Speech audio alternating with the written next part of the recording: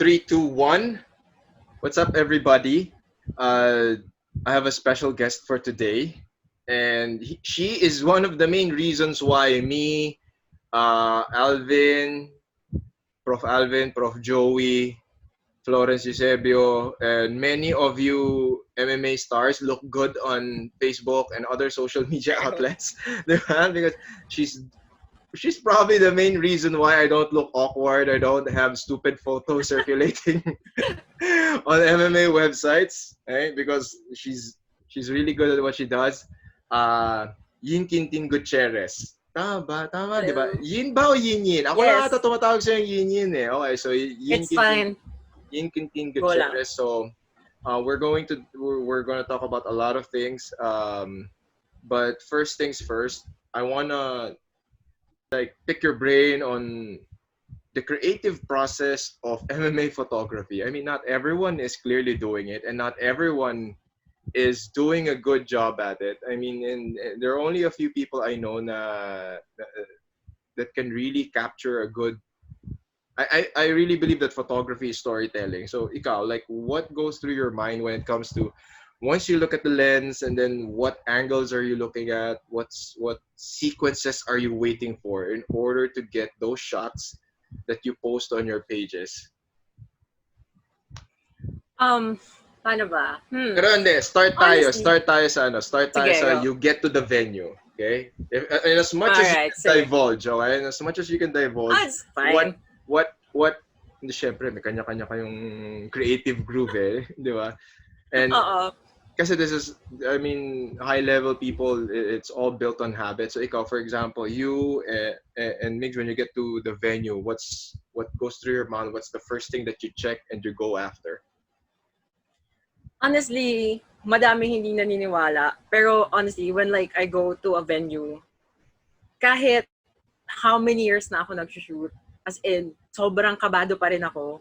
Kasi I always think, shit, sana maganda ang kuha ko today. Sana I can get good shots.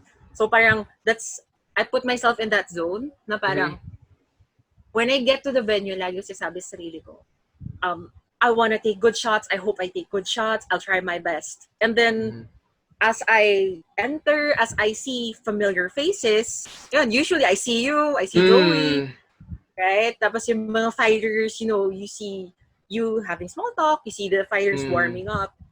My mindset goes from I want to do good, I want to do best to it shifts to I just want to have fun.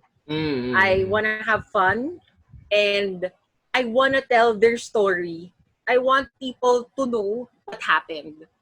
Kasi I was there, lumalabas ang tanda ko. I was there nung wala pang hindi pa usong Facebook Live. Nobody does Facebook Live.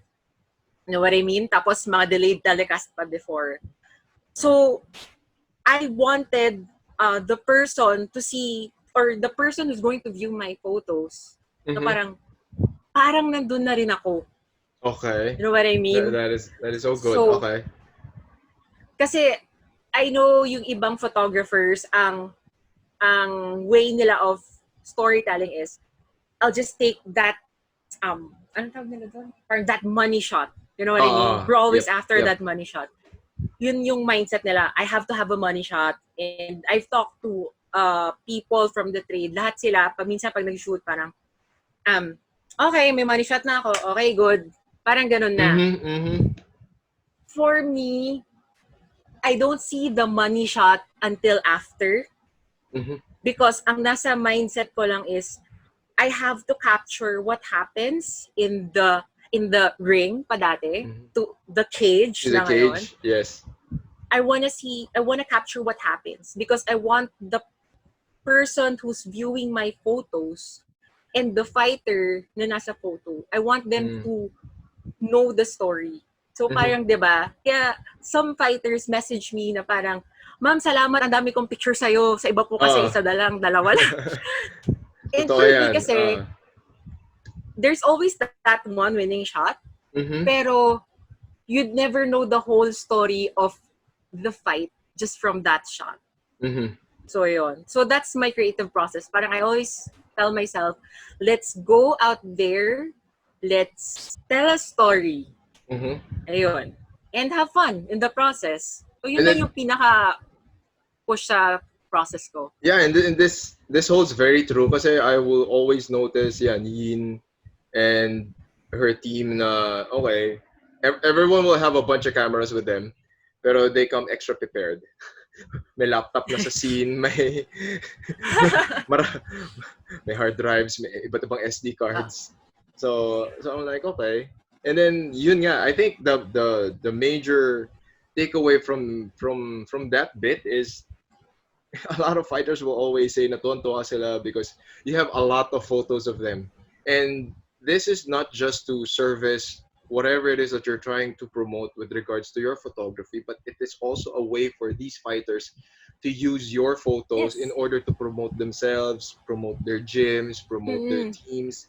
And these are valuable pieces of information that makes I mean not a lot of people are covering MMA events right now, and uh, I mean, let's face it. For the primary reason why people want to be seen or want to attend MMA events is number one, it's for entertainment purposes. Number two, it's because they feel like they're badasses if they're attending MMA events. But Yeah, yeah. yeah, for for people who work within the program, for people who work behind the scenes, it's this is one of the mediums that would literally tell the story behind each event, like the work Yes, exactly. the work that's being put in, and then more Mm-hmm. importantly, in each event, whoever's gonna watch this in each event, always remember it's always the story of the fighters. They are the main stars of each event, Yes. right? And as much Yes, as exactly.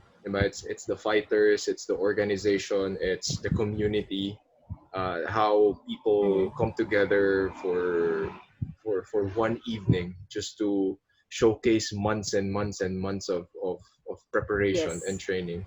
Diba? So and you being one of the I mean I'm pretty sure you're one of the pioneers ng MMA photography sa Oh Philippines. my God. Di ba? Pero ano siya tawag dito, Think pero so. hindi, feeling ko. Kasi a lot of people come and go because nobody really recognizes or notices their shots. Because number one, they come in there as a fan, as an observer. Diba? Yun yung ano ko eh. They come in there, and yun, you said it perfectly. They're all waiting for that moment. They're all waiting for that money shot. Diba? It's such a newspaper, print media mindset eh. Diba? Versus Mm-hmm. you were thinking you had this forward thinking motion now okay this is not just for this outlet diba it's reaching through social media and diba ako admittedly lahat ng magaganda kong referee photos puro kay Ian may magsasubmit sa akin from different publications pero sabi ko parang kunyari, eto ako, yung banner, ang laki. sabi ko, sabi ko, magpati-thank you ba ako na sinend mo sa akin tong picture na to? Di ba? Parang, eto, tapos yung big screen sa likod, nandun ako sa corner, para akong postcard. Sabi ko, okay. Yung iba naman, ang tawag dito, I mean, they think that they see a fighter punching someone, akala nila yun na yun eh. 'Di ba? I mean, Yes. don't just take my No, word yeah. for it. Compare MMA photos of MMA photographers like the ones who really cover. It's not just Yin. There's a community of MMA photographers who are really good. Versus yung mga first time na mga nag-cover, Mm-hmm. makikita mo yung buwelo nandito eh, di ba? But here's the difference parang for me lang, it's like MMA 101 photography, the pangit photos, yung buwelo nung suntok dito, feeling nila yun na yung money shot. When in fact the hands are Yeah. here, the body, the posture is there, and then it's Yes.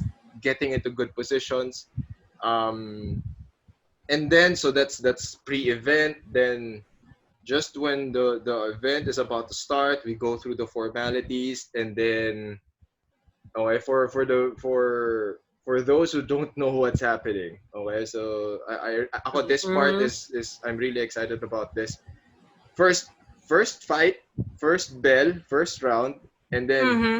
everyone swarms around the cage getting a good angle. So what goes through your mind? Like, how do you get that shot? How do you get your photos?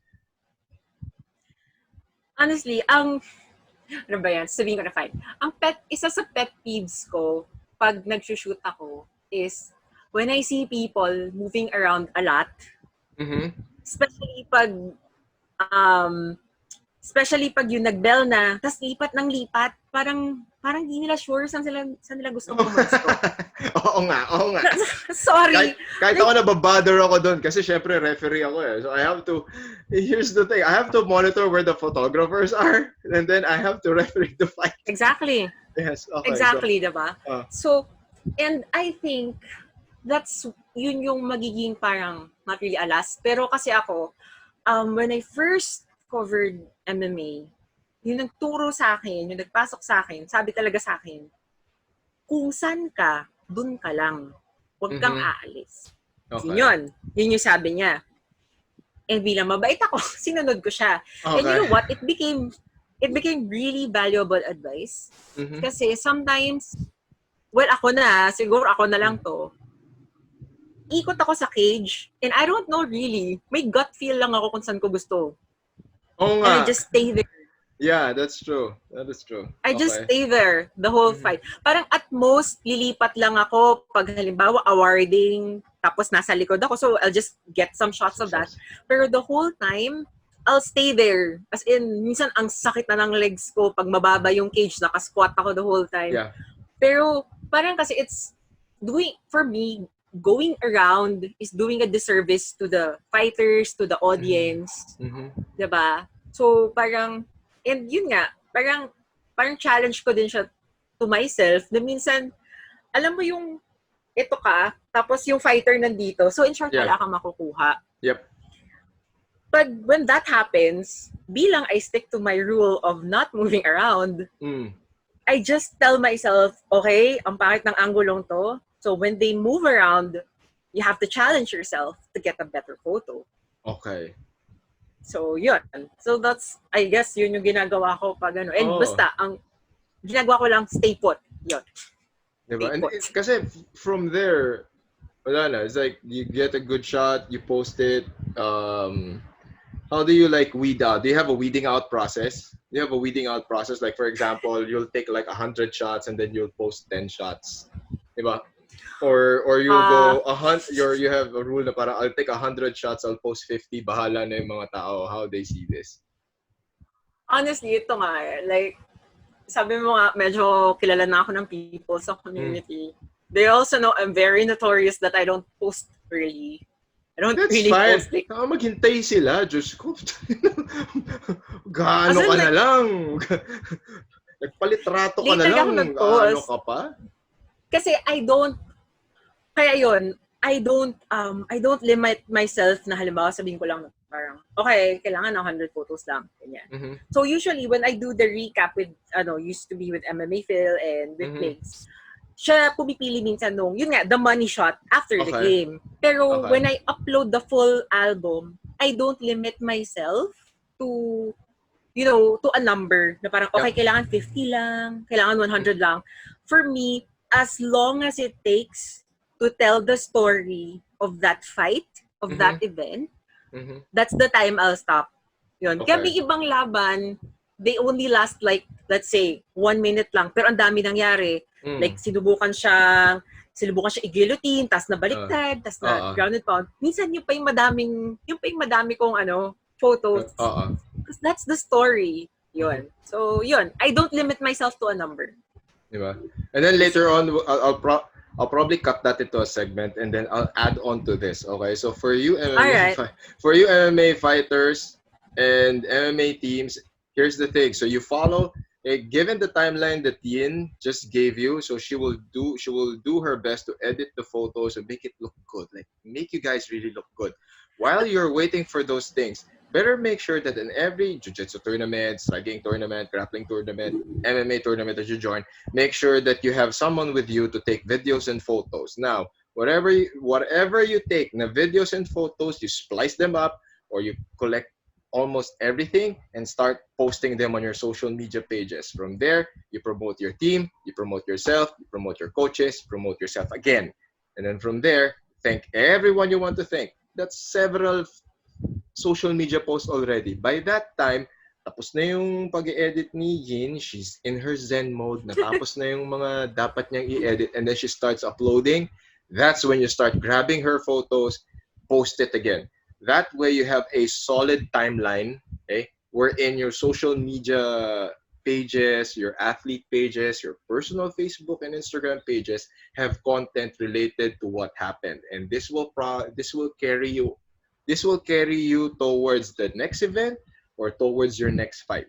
Okay? So at least yun, active yung social media pages nyo. And then from there, it doesn't matter, like, ikaw, as a photographer, what are, like, do you have a personal criteria as to what makes a nice, unique, and creative photo? Like, what are you looking like besides the subject? Is it the hindi, syempre pasok na dun yung moment pero like the lighting, the angles with which what lens you were using? Honestly, hindi ako, I'm not a really technical person. Mm-hmm. Kasi I learned photography hands-on. Like, ang naalala ko, nung tinuruan ako dati ng photography, sabi lang sa akin, ito yung pihitin mo, ito yung pihitin mo. So, I didn't really study photography na parang, na subject, angle, and stuff. Ang talagang, what makes a creative photo for me is yung ability niya to enact emotion. Okay. It's either to enact emotion, or show an action, or, iba parang since I like shooting MMA, parang one of my favorite shots usually na kinukuha ko is those moments outside the cage or just before they go into the cage. Yep. I like those shots. Nagugustuhan ko rin yun. Nagugustuhan ko rin yung mga pat down moments. Yeah, actually nakakatawa yung pat down moments kasi it ranges from really intense to minsan comical. Yeah. To minsan nagpa-pat down na, tapos parang, holy shit, nasan yung nasan yung gamit ko. Ayan, yan yung mga moments na nasan yung mouthpiece, wala palang groin cup. Exactly. Diba? Exactly. So, hindi pala nagupit ng kuko. Sobrang nakakatawa. Exactly. Kaya sabi, syempre, minsan hindi naman ako sobrang lapit. Alam mo yung tipong minsan, ano nangyayari? So, alam ba yun? Ang nakakatawa kasi, to the fighters or to the subject of the photos or to the viewer of the photo, it may tell a story. Pero sa akin, on my end, it also tells another story. Yep. So, parang it's both ways. So, yun. Minsan may shot siguro na parang ngayon, kasi I was looking through my archives the other day.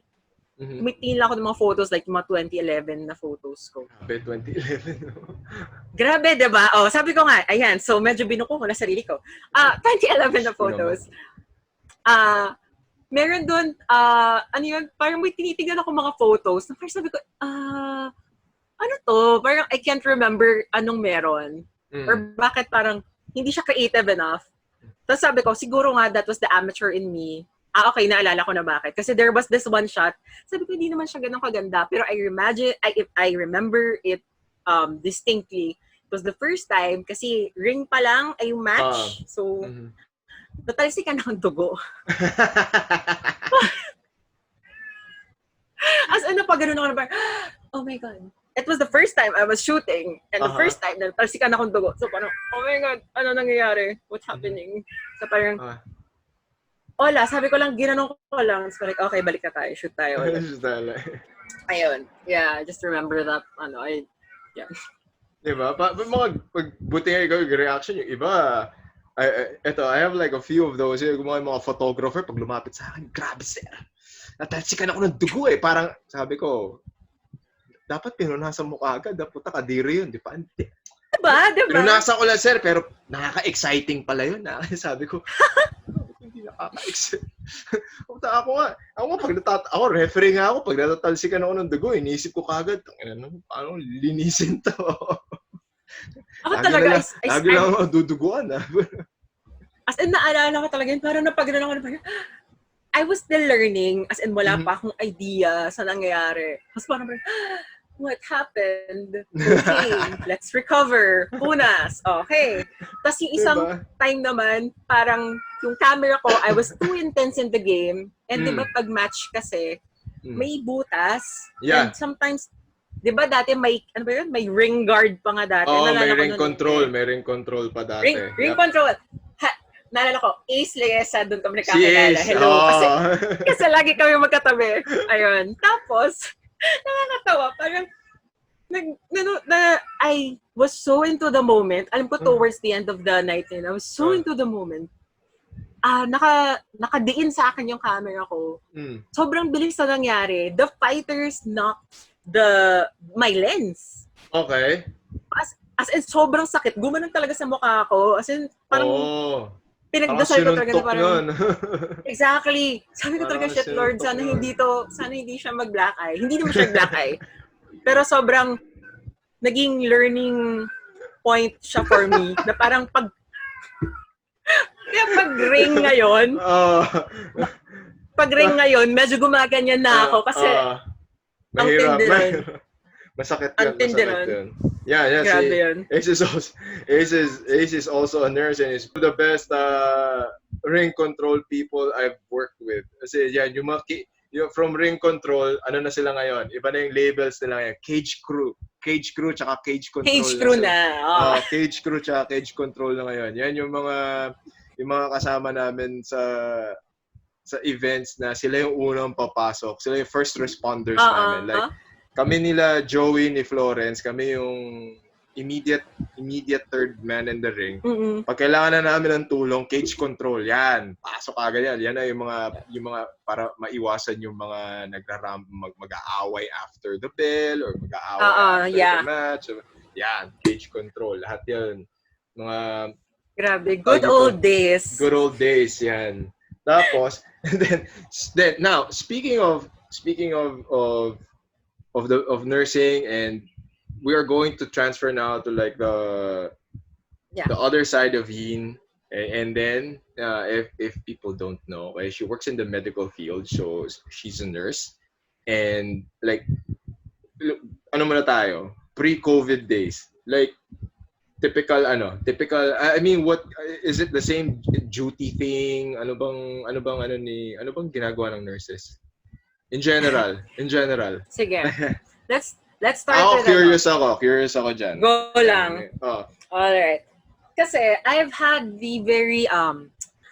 I'm very fortunate to have worked 3 different areas. From my start in PGH. Yun. So, I used to be a floor nurse sa surgical ward before. Okay. So, we prepare patients for operations. Kami yung from admission ng patient, bago sila ipadala sa OR, and then recovery after. So, kami. Okay.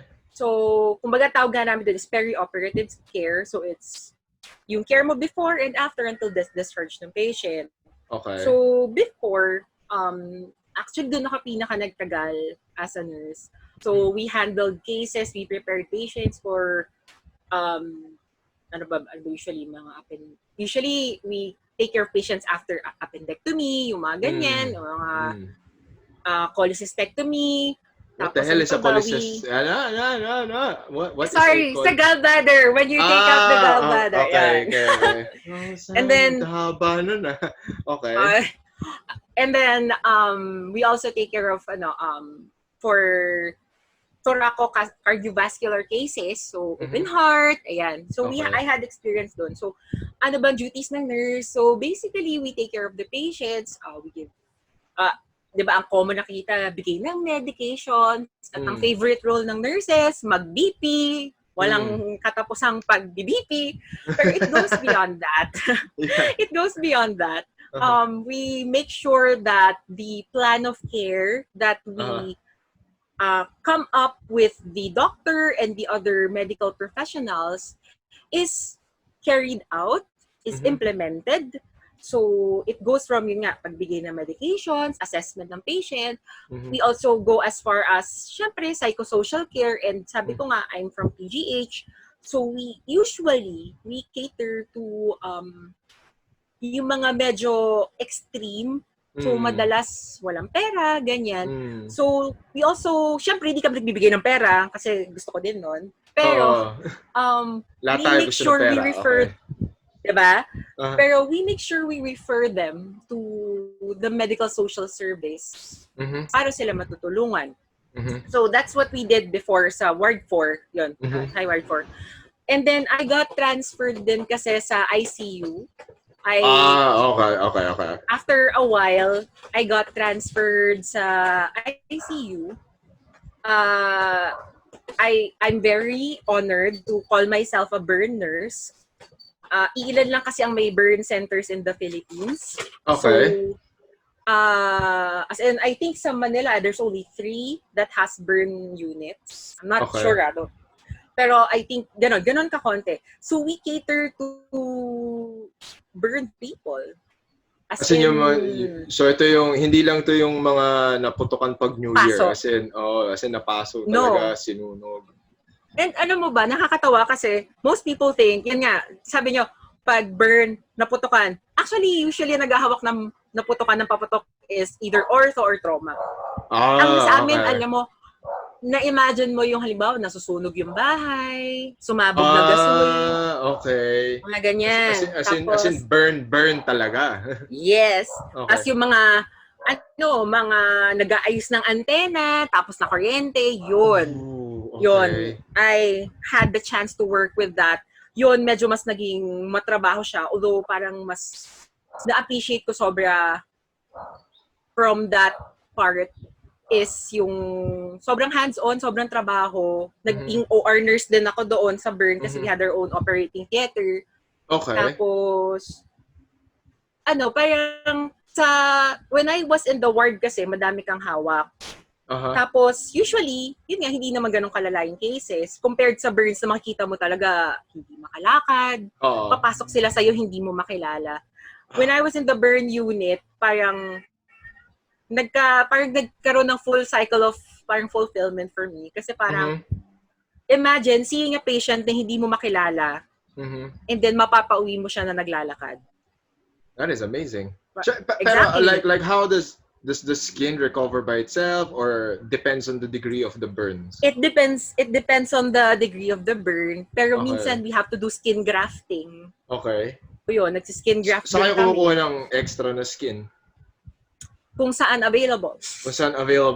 Yes. So usually sa thighs. Alam ko thighs, back, butt. Yes. Yung iba triceps I've heard of triceps before. Basta pag may severely burned patients kami, talagang ang sinasabi namin, saan may balat, kumuha tayo.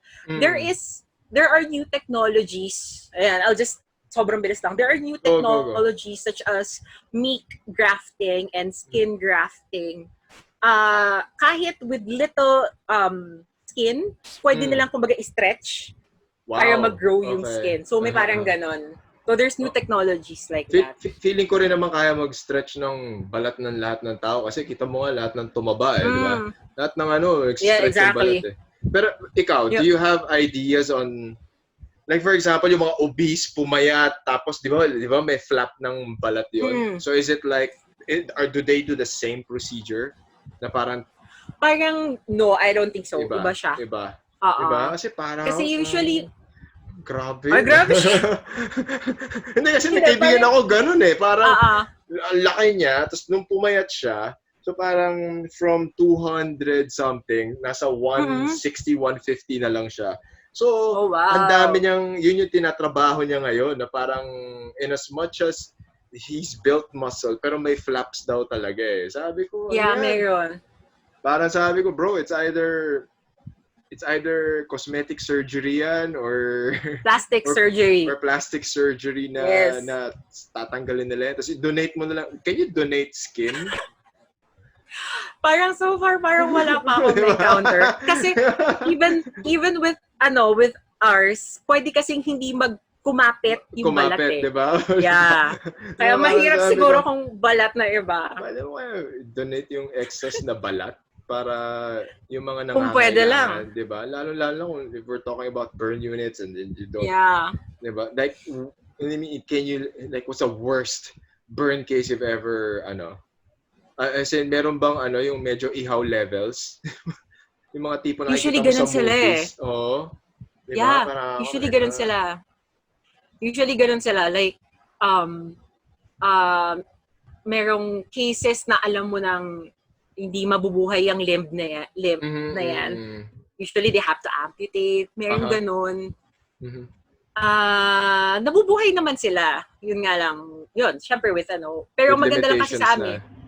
Ang maganda kasi sa amin, sa burn unit, I'm very proud of us, is sobrang multifaceted yung approach to the point na pati rehab, pati prosthetics, sinusubukan i-provide pati yung therapy niya, physical therapy sessions, ginagawa na namin while they're inpatients pa. Para pag uwi nila, they're ready to go into they're functional na, kumbaga. Okay. Diba? So, ayun. Ngayon, alam niya na kung bakit siya guest sa podcast ko kasi ang dami ko natututunan ngayon. Diba? Diba? Actually.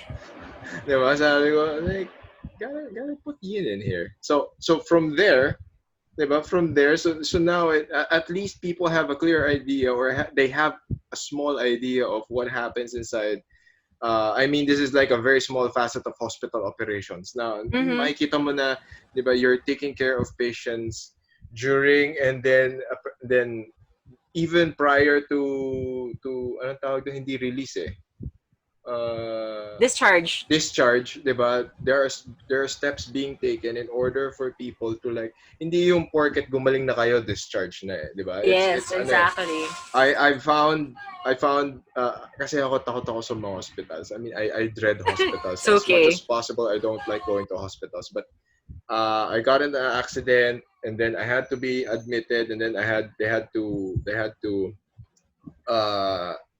be, ano ba yan? Ito, inoperahan ako sa ulo. Yung dito ko, di ba? I had to undergo surgery. Yeah. So at least, that was like probably the only time I've spent so much time in a hospital. As in when, that's where I had an idea of, like, there were so many departments there. How many people go in and out of a hospital? And this was like, naano ko nun, sa Lourdes Hospital ako inoperahan nun eh. Okay? It's like really nice hospital. It's like not bad. It's like a really nice hospital. Lourdes Hospital, one of the best surgical doctors out there, like, did a really good job at my face. Kita mo yan? Si ano yan? Oh, yeah. Si Doc Teddy Carvajal, yan. Him and his team did a really good job with my orbital, yan. Basag siya, nilagyan siya ng bakal. So my entire time there is like, as in, it's clockwork. There'll be times na madaling araw, wala. Kung ano talaga yung schedule nung lagi. Yun nga, walang katapusang pag-check ng BP. Minsan, natutulog ako, may papasok ng alas 4, check. Minsan ako nagsasabi, bakit hindi ba kayo natutulog? Walang yan. Biglang nakaramdaman ko na, biglang may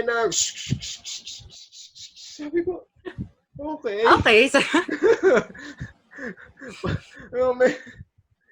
sabi ko, anong oras na? Sabi, mga 4:30 a.m. po, check natin yung, sabi ko, you guys go. Check ng thermometer. Oh, yeah. Check ng heart rate. Go to sleep, man. Kasi ako, I'm like, I'm fine. I'm not dead. Like, get out of here. We just wanna be sure. Yun. And then, eto yun, true to form, mga teammates ko, dumarating, madaling araw.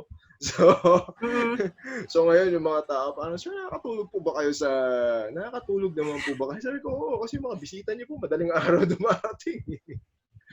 Night owl po, pasensya na. Pasensya na, sabi ko. Pero, hindi, okay lang po, parang nakita namin, may ibang tao dito pag madaling araw.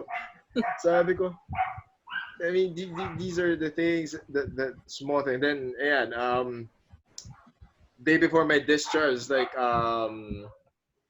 I could walk. I'm a very easily bored person. So may time na naglalakad ako. I mean, hindi pala pwede yun. Or it's not advised pala. Kasi I was walking, Na. yung Dex, tapos naglalakad akong gano'n. Parang ilang beses ako sinita na parang, sir, may kailangan po ba kayo? Sabi ko, hindi, wala. Gusto ko lang maglakad. Kasi anything can happen. At syempre, ko, kahit ako siguro, Franco, papagalitan kita. Parang, sir, pirme. Yun talaga. Sabi ko, okay. Sasabihan talaga kita. Ikot na lang ako eh. Balik na ako. Sabi, balik na. Pwede. Hindi pala pwede. No. So, hindi pa pwede. And then ayun, it was like one of those I mean it was just 4 days. Just 4 days, and then I got to see people there took care of me, and I've already appreciated people in the medical field. I have so many friends. I have a lot of teammates that are in the medical field, and it's not just. I mean, they've sworn to this life, and everyone. Kaya I'm a very supportive proponent of these. There are people who provide support, but who will support the supporters? Diba? There are people that there are a lot of individuals that people look up to. They lean on them for support. Yung alam mong sila yung sandala ng mga tao. And then kaya ako inisip ko, marami tayong sinasandalan in our society. We depend on so many people, like from police officers to doctors to nurses to psychiatrists to, I mean, these are the people that we go to immediately if we need help. And then I realized, okay, who's helping them? Diba? Who's helping them? Yes, exactly. Diba? Isipin mo lang na ganun eh. And that's why I really, really love that you have your advocacy towards making sure that not only do people get attention physically, they don't just get medical attention for immediate ailments, but now, and I think society as a whole is more open and is more welcoming of yung mga issues in societies with regards to mental health. And then it just so happens that you have when did this all start? Your mental health advocacy. Like, tell us the story behind it. All right. Honestly, like, sige, ganito siya. I'm open with my mental health struggles. I'm diagnosed bipolar 2. So when we say bipolar, it means I have mood swings that go from depressive to what they call manic. Manic, ayun. Okay. So, my case, pag bipolar 2 kasi, hindi siya super lala, pero nandoon tayo. Kumbaga, ito yung extremes. This is the normal, this is extremes.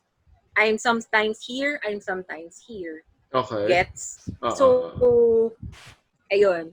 And honestly, when I paano ba to? Nung I was in college, lagi kong joke sa mga tao, hindi ko alam paano ako graduate on time. Ayun. Okay. Kasi there were times I didn't want to go to class. Ako every day I don't want to go to class. Pero alam mo yon, alam natin, meron din naman tayo dati na kung tayo pumasok, free cut na lang, ganyan. Mine was different. I would wake up and I would say, I don't want to go. You don't know why, hindi mo alam. So, it came to a point na hindi ko na alam, and there were times, and tamad ako mag-workout, by the way, or tamad ako maglakad-lakad whatsoever until recently. Pero there were times before kasi I studied sa UP College of Nursing, so that's in Manila, malapit sa Taft. I would walk from Taft to MOA, and then MOA pabalik to Taft. Tapos minsan, makakaabot pa ako hanggang post office. Wow! Okay, malayong lakad yun. Sobrang layo. As in, ngayon na lang yun. iniisip ko, sabi ko, medyo malayo siya, no? So, there was, I think it happened once or twice, na parang ganun ako. Sabi ko parang there's something wrong. And I noticed there were irregularities with my behavior. So, I sought help from isang prof ko before. And then, ayun, nilapit nila ako sa psychiatrist and I got diagnosed with bipolar. And before, I didn't, yun eh. Tapos yun, mamaya I'll talk about it then. Yeah. It's so important na you jive with your psychiatrist. Kasi yung time na yung psychiatrist kong yun, he and I didn't get along. Parang ganon. Parang okay lang, pero I didn't feel na okay yung match namin. Okay. And so that led to basically hindi ko na siya nasipot. Ganon. Parang awol na ako sa kanya. Yeah. And nagkaroon ako ng mindset na kakayanin ko na lang. So yun. And then fast forward to a few years later, I'm very fortunate to have friends na who are pag sinabi ko na pasensya na I'm like this, I'm open with them na I'm bipolar. And syempre, kadami na friends ko medical field. So nagigets nila. So I'm very fortunate to have friends who understand me and kind of put up with me. So ayun nga, and eventually parang I got by with with just support and kaya ko na. And then, Franco, this is like an exclusive. Oh, may exclusive ba? Okay. Oh, exclusive. I think it got to a certain point before na when I got depressed, I would always be like, magsasarili lang ako, ganyan. And you know what yung ang pinaka-source of joy ko was my photography. It's my photography. Yeah. Yun yung source of joy ko. Parang kahit depressed ako or if I feel manic, parang it's the one thing that grounded me. Okay. And then, there was a time na I did not want to touch my camera. As in, ayoko. Even if I feel bad about myself dati, I pick up my camera, I go to an MMA event, I'd shoot, I'd be okay. Parang ganun ang lagi kong mantra. But it got to the point na ito na yung MMA event, andito na yung camera, ayoko. Oh, shit. Okay. And that scared me. Yeah. It scared me so bad. Tapos, the funny thing is, habang nangyayari to, I was training to be a peer counselor sa hospital namin. So, nung nag-train kami as a peer counselor, merong exercise na parang, I forgot na yung mismo exercise. Pero basically, parang you have to face a problem na, parang you have to state what the problem now, and then, ano yung outcome bukas kung ginawa mo, at ano yung outcome bukas kung hindi mo ginawa. Something like that. Yeah. So, ang ginamit ko situation ko that time, since I was going through my MMA slump, sabi ko was, I wanna take photos but I can't. You can't. I don't know how. So, alam ko na pag hindi ko ginawa, malulungkot ako. Pero, pag ginawa ko siya, masasaya ako. Thing is, I can't. I don't know how.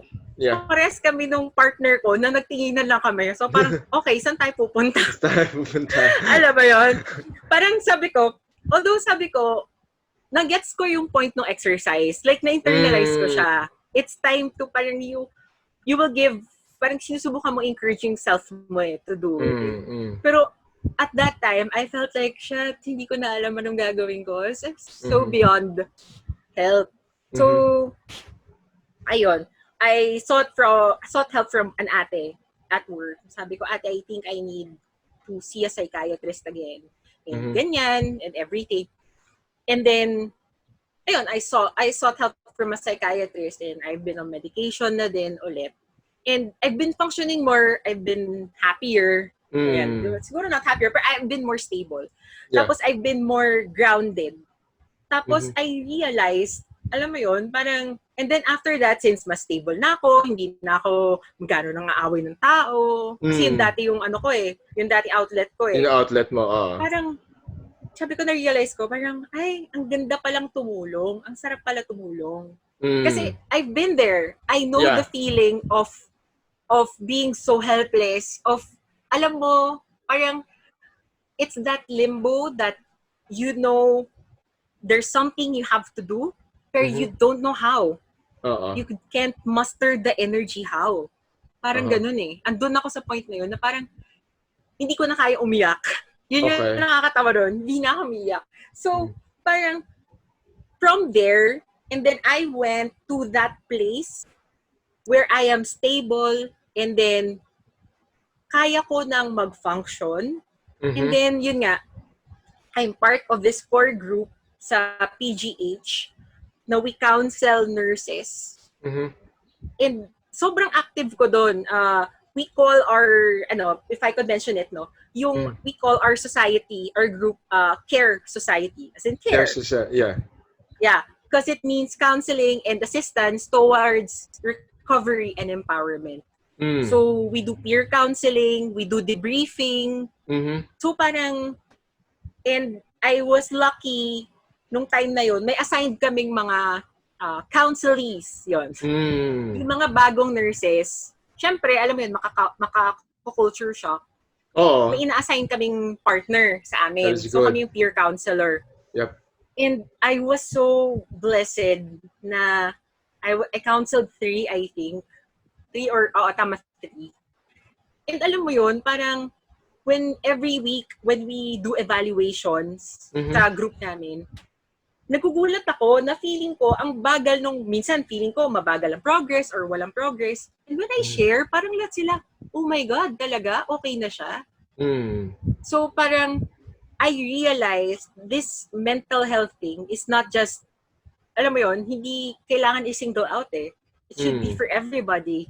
Yep. And ang laking impact, alam mo yun, parang, especially coming from me, na alam ko yung pinanggalingan ng from the darkest trenches.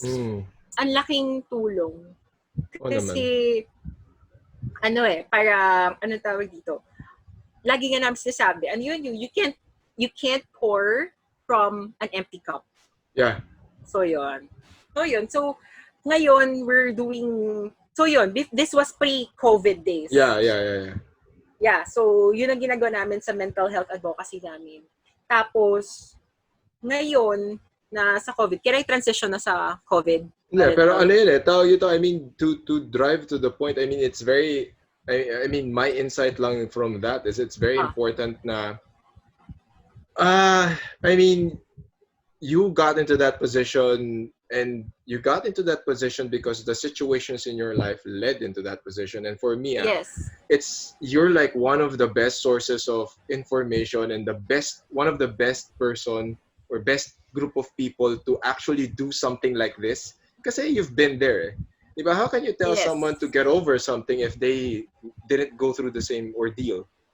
Diba? Exactly. The same way as martial arts, the same way as fighting. I mean, how will you get information or how will you be trained by someone who's never fought before?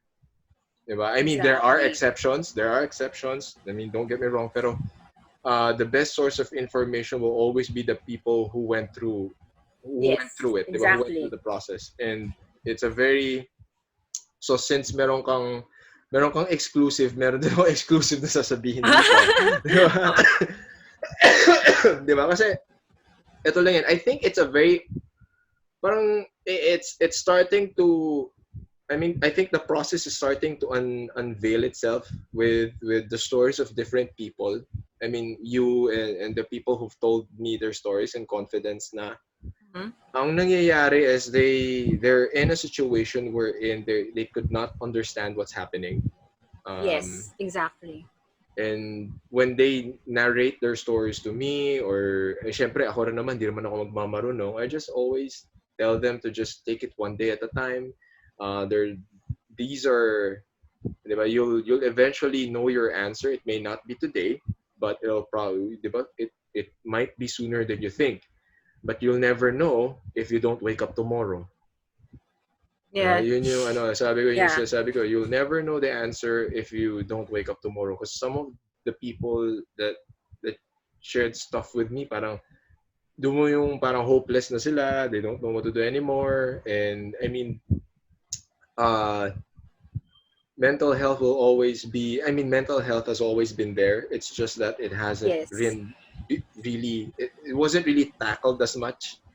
Diba? It's been there ever since. If you look at historical patterns of people, it's been there. Hindi lang siya nagkakaroon ng it's not given prior attention, or it's not given the attention that it is needed like as much as now. So yun To yung a certain extent nga, taboo siya before eh. oh, 'di Parang ba? It was a tinatago sign, eh. it was a sign of weakness daw kasi, or you should just brush Yes. it off, or especially for guys, 'di ba? For girls kasi it's a sign of being a girl, 'di ba? She's just being a girl. For guys na lalo, when you say something like that, parang sasabihin na kagad siya, Uh, hina mo, man. Sakirap, di ba? yeah, There are exactly. people, di ba? There are people who will adhere or who will absorb that kind of syempre different people, different ways of dealing. Ano siya Yeah. eh. Basta yun din yung naging common, parang yun yung nagiging answer ko palagi. No? Parang I know you're waiting for answers to questions that you're waiting for answers to questions that don't have answers right now. So just take it one day at a time. Kasi the answers Yeah. may not be today, but you'll never find out if you don't wake up tomorrow. So yun yung naging, and from that position, people realize, they stumble upon it, or they have one moment that touches them, that gives them purpose. Once they found their Yes. purpose, or once they found that they are capable of doing something more, ano siya, it's like hindi lang siya release eh. It's like you're bound by something and now you're free. It gives you a Yeah. semblance of freedom. It gives you like a taste of potential. So from there, they do that. They do their purpose, and then that is their path. Hindi pa nga road eh. Path pa lang yan eh. Path to recovery. A lot of these things happen with a lot of martial arts and jiu-jitsu people. One thing I'm very proud of with jiu-jitsu is its ability to strengthen the mind, and it helped a lot of people with depression. That's why this is a topic that has a very small piece in my heart, kasi I've read messages of so many. Sige, wag naman so many, like a lot of students who randomly Uh, message me and they go like, thank you that they thank me, and then they thank the classes dahil, and then yun yung buwelo nila. So syempre ako, I'm like, yeah, okay. Then all of a sudden yung pala yung buwelo nila, that they say, because apparently they're depressed pala, they're shy about it, they don't want to talk, they don't want to know, they don't want people to know, pero yeah. they just want to say thank you because they appreciate the classes, because yun yung pinaka nagiging underlying na parang it gave them a sense of purpose. It helped them deal with so many things in their head. It made them emotionally stable. It helped them deal with their problems. It made them realize and I really feel na it was beneficial for them, and it's still beneficial for them, is because it kind of takes them away from that space, from that Mm-hmm. void, and brings them back to the present. Yun yung, I mean, yun yung thought processing na nangyayari sa akin ngayon. Kaya ako pag, I mean, I don't really, hindi ako fan ng hindi ako fan ng may gagawin. Tapos, sabi nga nila, dapat minsan gagawin, ipopost mo na rin yan eh. Yung mga, kaya pag may mga, that's like one of my, I'm all about empowering women, empowering students. Every empowering program na I'm affiliated with before, hanggang ngayon, I do it. And then, nadagdag na siya. Kasi, nadala ako sa mga tao sa paligid ko eh. So, parang ngayon, basta may mental health na project or may mental health advocacy na kumbaga, yan yung nagiging core advocacies ko ngayon eh. Yes. Empowerment, mental health, tsaka proper dissemination ng information. I mean, those are I will do my best to help as many organizations as I can, but yun yung top 3 lagi sa akin. It's kasi it reaches more people in terms of it may be a group of 5 people, pero if you change their lives for the better, I mean, those are 5 people, diba? You don't have, I mean, small increments, Yeah. and it's very good that people are gonna hear your story. And kasi I think the first thing or the first step is awareness. People Yes. have to be aware. People have to be aware. It's happening. And more than ako sa field ko sa combat sports industry, people train their brains, okay? May mental training I ang, know. 'di ba? It's not for normal people. You have to be a Yeah. certain person. I Yep. think me and Aldo discussed this. I'm like, you have to be a certain percentage of crazy in order to step inside the cage and fight someone else, okay? Yeah. So, and, Totoo. and nonetheless, someone who is the same weight, the same category, and who is equally prepared as you are. So Yep. there are so many mental processes going on. And one thing that I really love about what you're doing is the debriefing, the peer counseling. I mean, that yung lay down ng foundation ba. Ngayon ko lang, first time ko palang marinig yun eh. The mere fact that you're taking people under your wing and then, kasi kahit ako real talk, first time nurse ko, kasi I'll get the lessons from school. And then, first time ko nang, kunyari, PGH tayo, may bumulag tayo dyan, binarel. Puta, paano ko i-handle yun, di ba? Di ba? It's like, Exactly.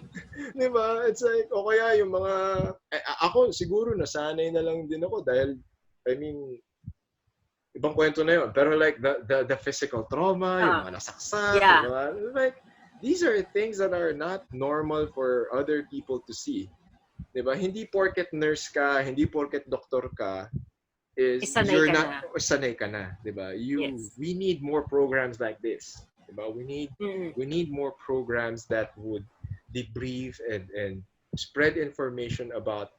Yes, exactly. The people that help you need help as well. They may not be telling you directly, pero I mean, for example, you're a doctor, you operate on 3 people na sinaksak, binarel, pinatay.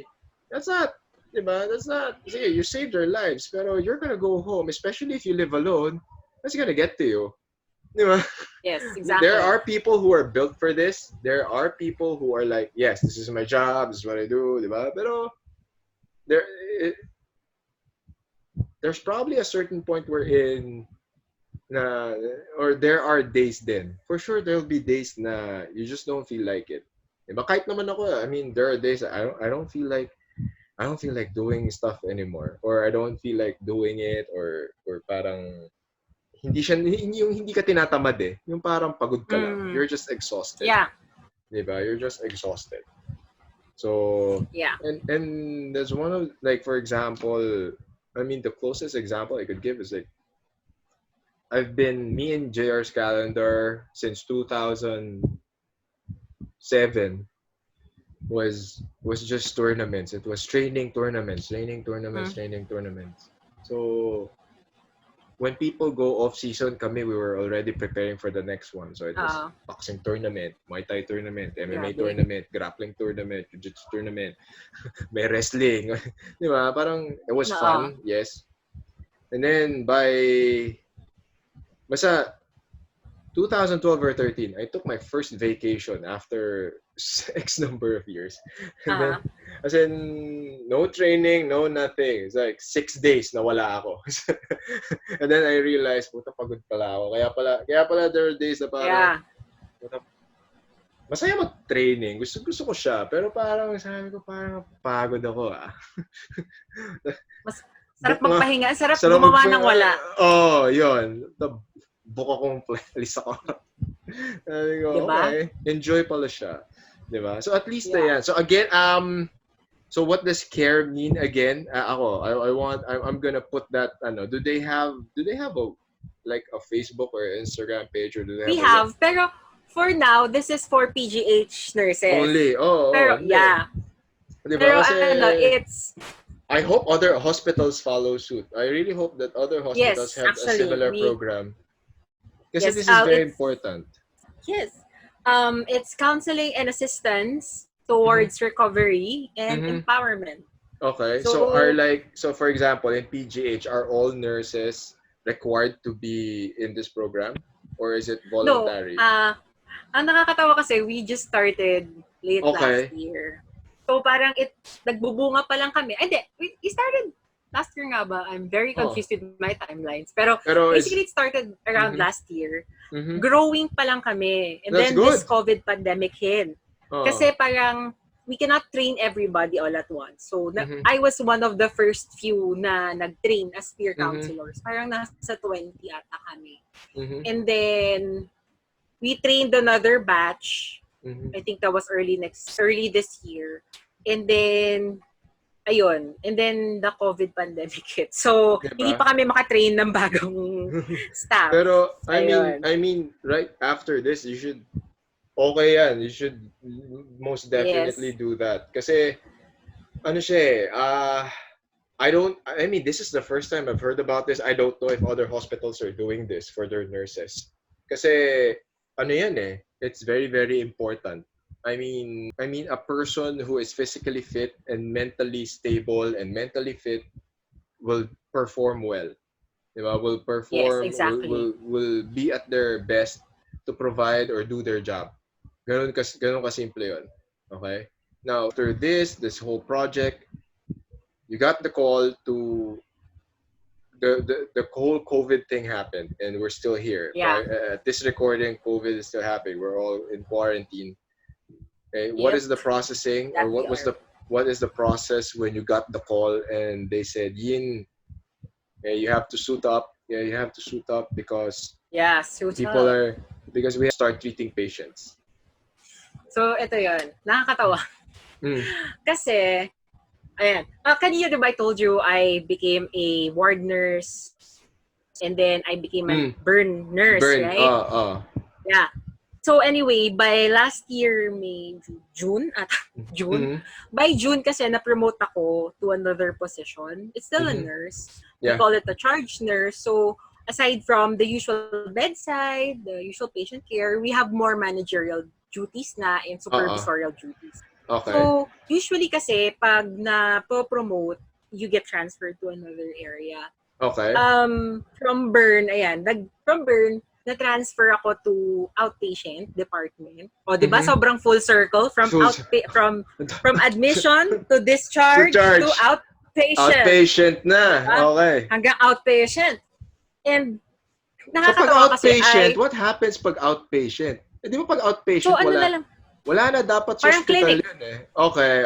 Parang clinic. We have another building. Sa PGH, we have another building for it talaga. Mm-hmm. Like, it's a big building. Like, the biggest clinics can see 300 patients a day. Okay. One clinic lang yun One clinic. And we have 10 clinics ata, I think. If I'm not mistaken. I don't even count. Basta madami. Grabe si PGH. Shout out kay PGH. True. Talaga siya gamit na gamit kami. Char. Pero alam mo yun. Okay, so outpatient. I got transferred to outpatient. Tapos, ang nakakatawa, hulaan mo anong department ko. Sa outpatient, Diyos ko, wala akong alam dyan. Diba? Ano to? Infectious disease? No. O kaya sa virus department? No. Ano? Nakakatawa, nasa dermatology ako. Ayun! So, ayun. Okay. So, nalagay ako sa department derma. So, kinatuwa mo yun.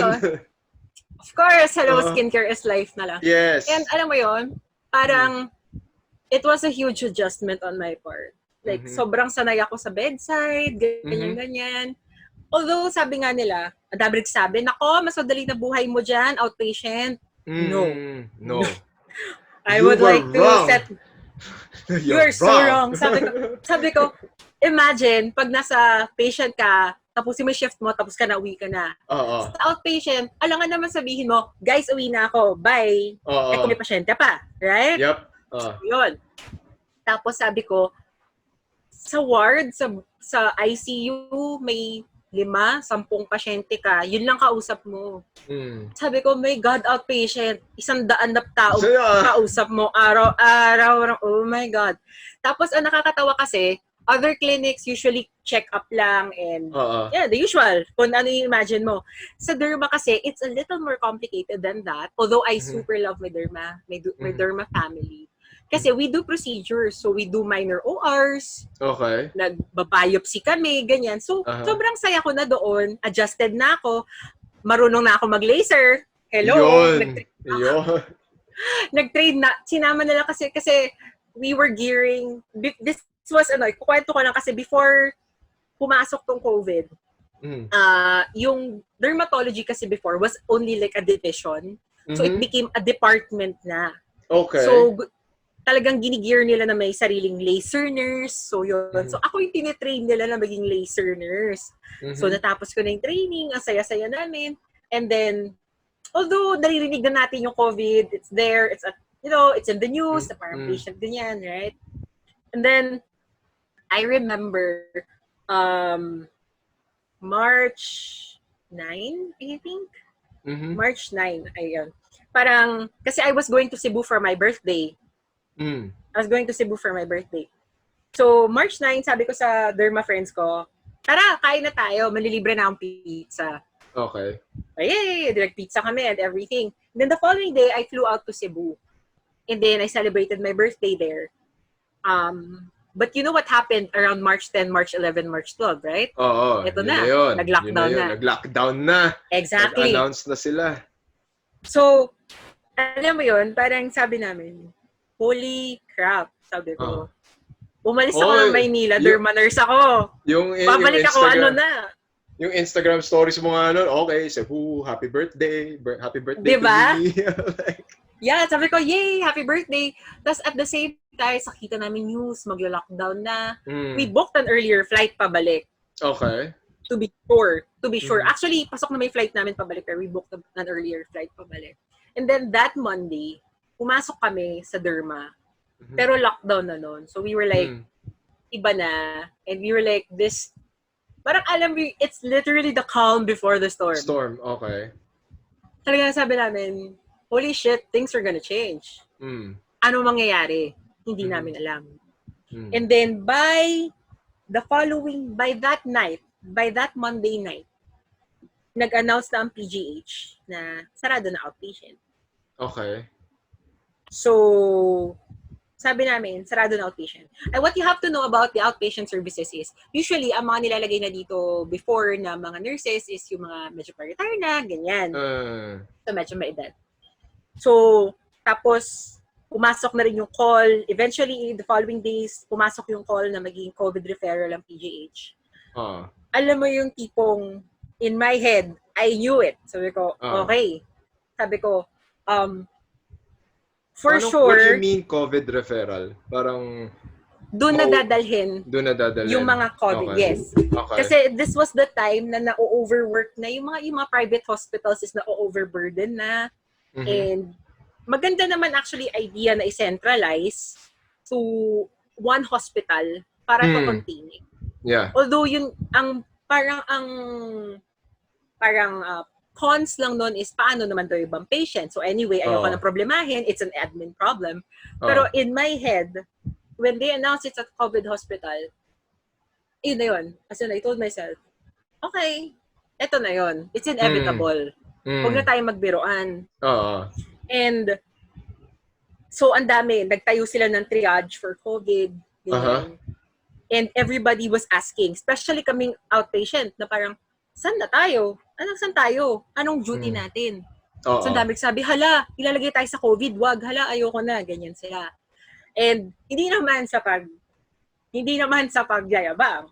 Pero I messaged people and I said, do you need people to man the COVID triage? I volunteer to man the triage. Okay. And nakakatawa kasi when I said I volunteer to go on duty. Mauna na ako, walang problema. Okay. Ang daming sumunod. Na parang, ay, sige ako na rin. And ganyan. And my thinking was, parang simula Cebu, I told myself, it will be inevitable na mangyayari to.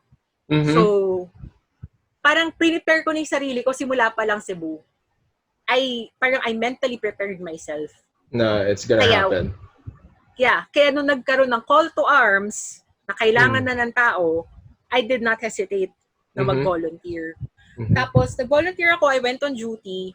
Kasi ang duty cycle namin then is 7 days kaming straight na duty. Okay. Tapos 14 days off. Oo. Which should also serve as quarantine na rin to observe kung mag-develop ka ng symptoms and whatever. Yeah. So, nung unang duty ko, nag-duty ako sa triage, sobrang init. Tapos ang gear pa namin noon, gown pa lang. I think I posted the photos before na gown lang. Gown. Kumbaga hindi pa kami prepared. Tapos after noon, syempre duty weeks, 2 weeks ako na off. And then, pagbalik ko, yun na. Nakasuit na kami. Nakasuit na kayo.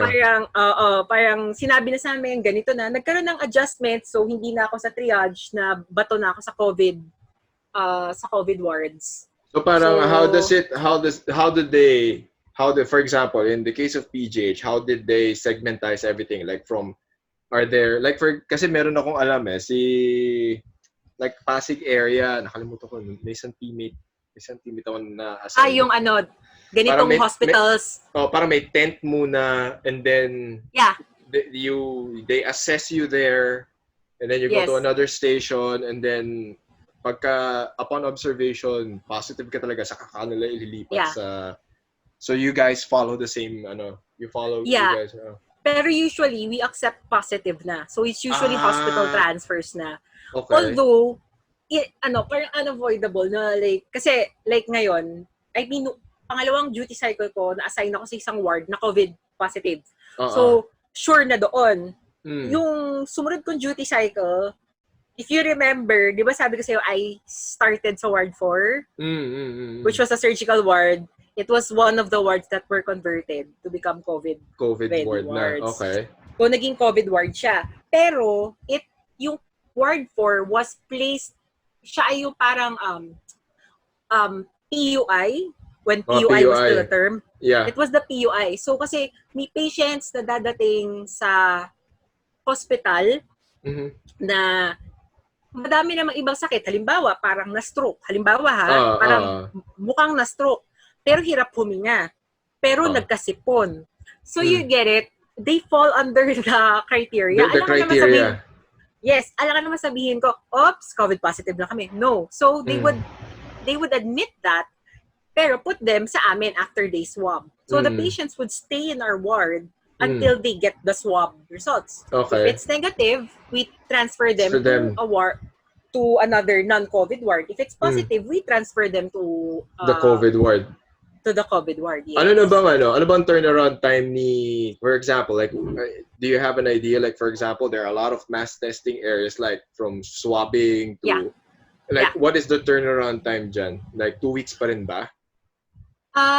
Honestly, I'm not sure kung bakit 2 weeks, pero from my experience naman sa hospital namin, 2 to 5 days, although 2 days is too early, so iba ng 3 to 5 days ang pag-swab. And minsan nagkaka-delay lang pag-process ng result. Pero usually may result na by 5 days. By 5 days. So at least mabilis na. Mabilis na. Diba? And then from like, in as much as you can narrate, what is the atmosphere inside the hospital? Like, from the changes to what do people like you guys what's the ordeal on a daily basis, like walk us through it. It's really a game of, for me again, for me it's more of mental preparedness siya. Kasi sabi ko nga, parang may kausap akong friend, parang sabi ko, kung isipin mo, kasi ang bilan sa amin when you do patient care, halimbawa, katulad sa'yo, di ba, dati, Franco, nung hospital ka, balik-balik, BP, ganyan, di ba? BP, tapos babalik sa'yo gamot, babalik, may tatanong, right?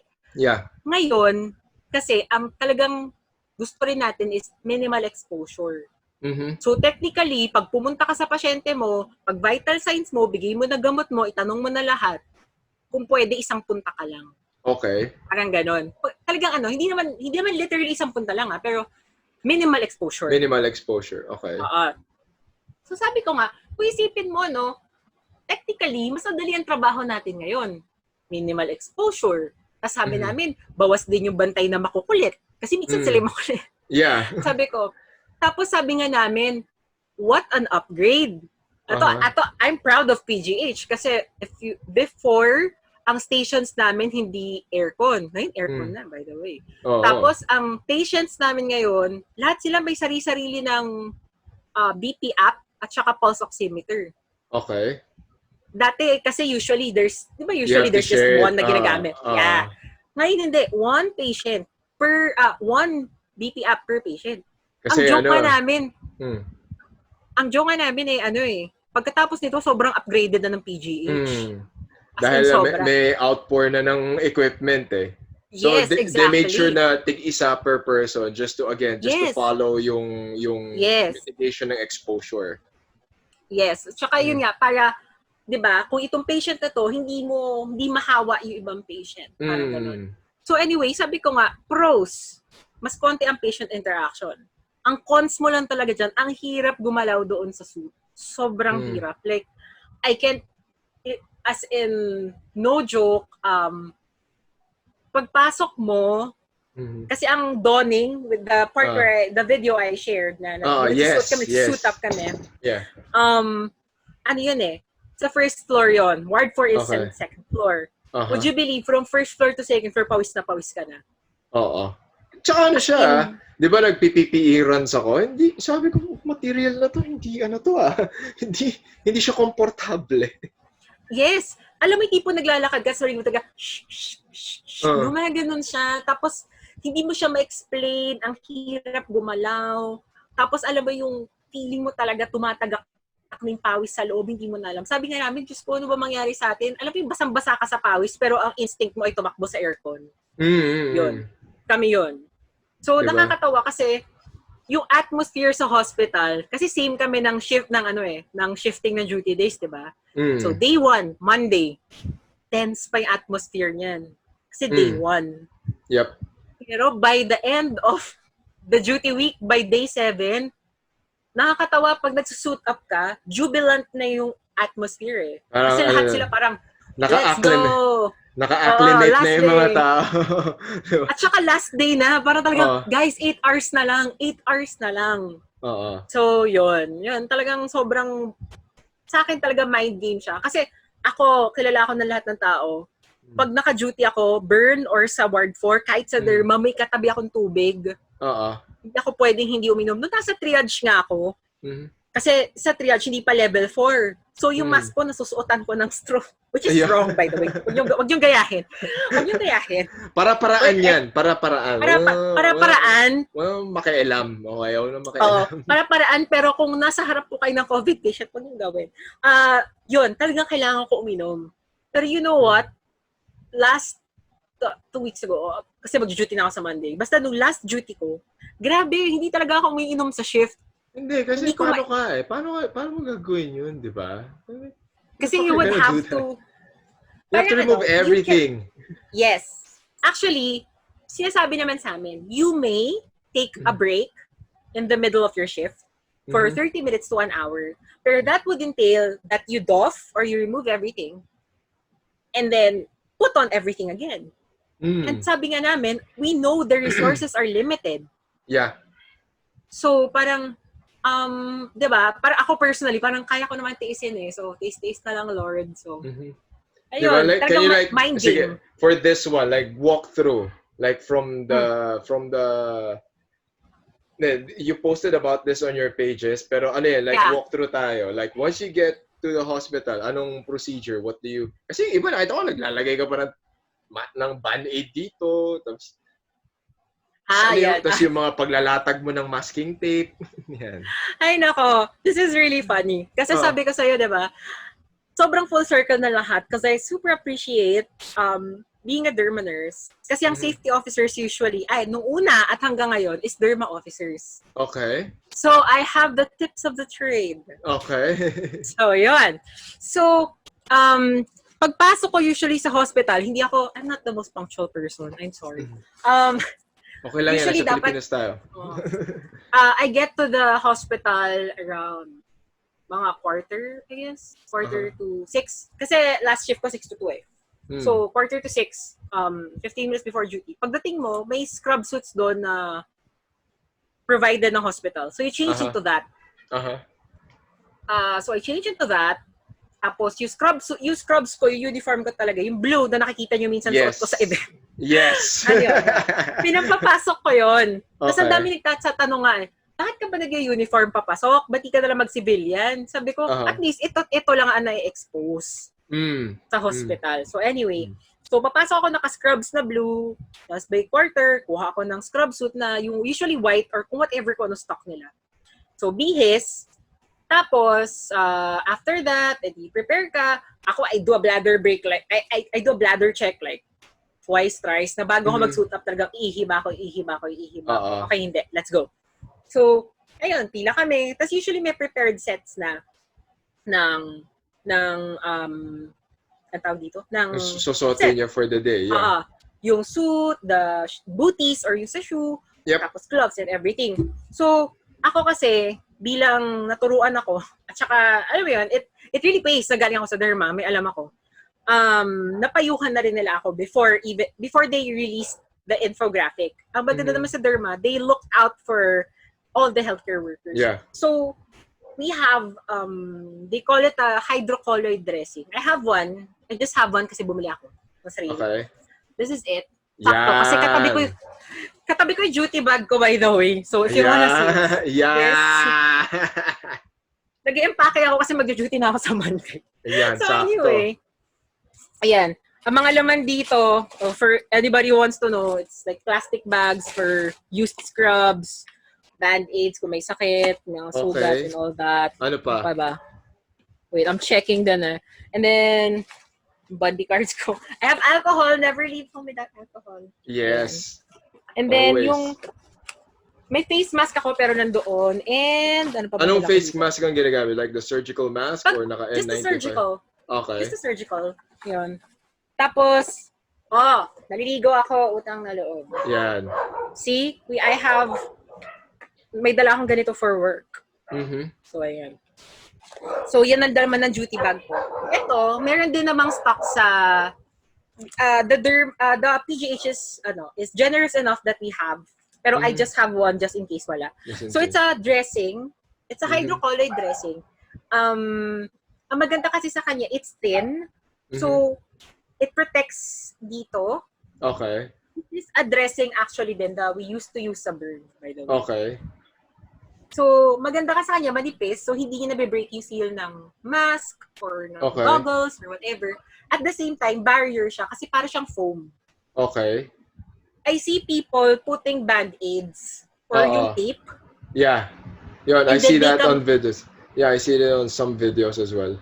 That's fine if you put it after. Pero if you put it before, sobrang no-no siya. Well, at least me and my derma friends. Kasi, pag nandun yung N95, hindi siya nagpo-provide ng foam eh. Mas na-irritate yung skin. So, this is just the derma nurse in me speaking. So, anyway. So, yun. It's a process. Ginugupit yan. May cut-out na. So, I put it here sa pressure points. It's usually here sa nose. Yeah. Dito minsan. Depende sa goggles.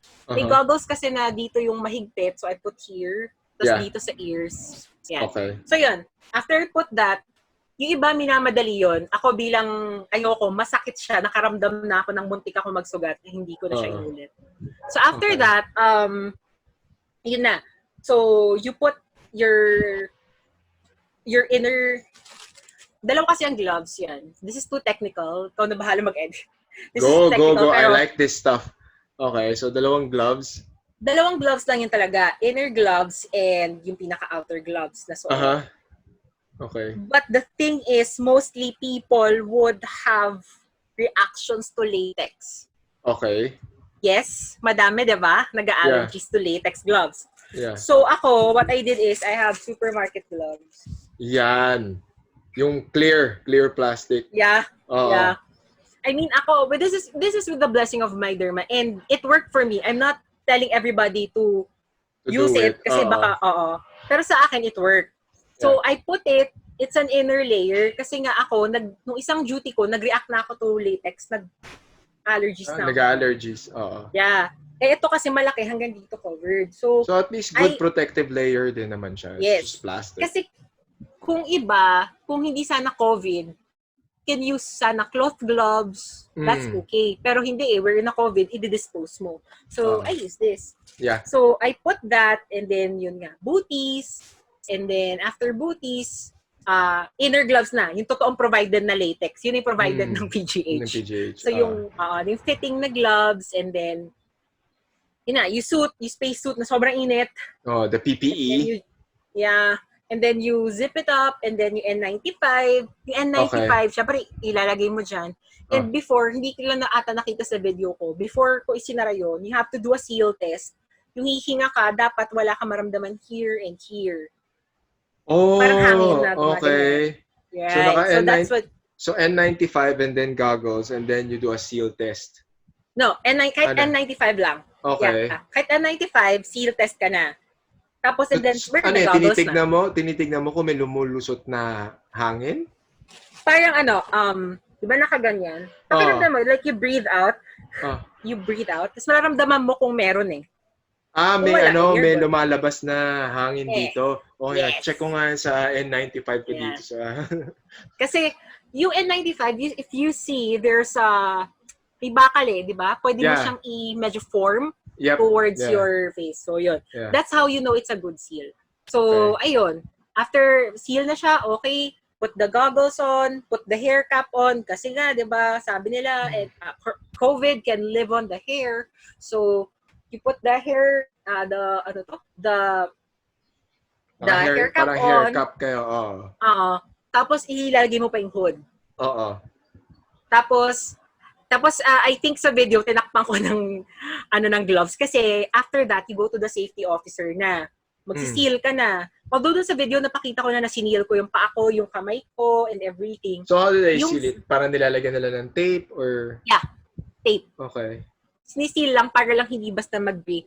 Tapos, ang hindi nila napakita sa video is, yung sa face, tinitapan pa yun. As in, sobrang, ang joke time nga namin, sabi namin, grabe, parang hindi na tayo lalabas dito Kasi talagang, parang kang regalo. Parang kang regalo, diba? Kasi literally. Naka-suit, hood, so it's your goggles and your mask. So tetapan nila yung gilid. Yes. Naghahanap ako ng photo like right now dito. Kasi alam ko meron ako parang sabi ko, tawa sila ng tawa. Sabi nila, paano ka humingan yan? Sabi ko, hindi ko din alam. Pero I survived. Ayun. Tapos after you seal everything, After that, ayun, face shield. So, may face shield pa. Tapos, outer gloves. And then, you're on your way.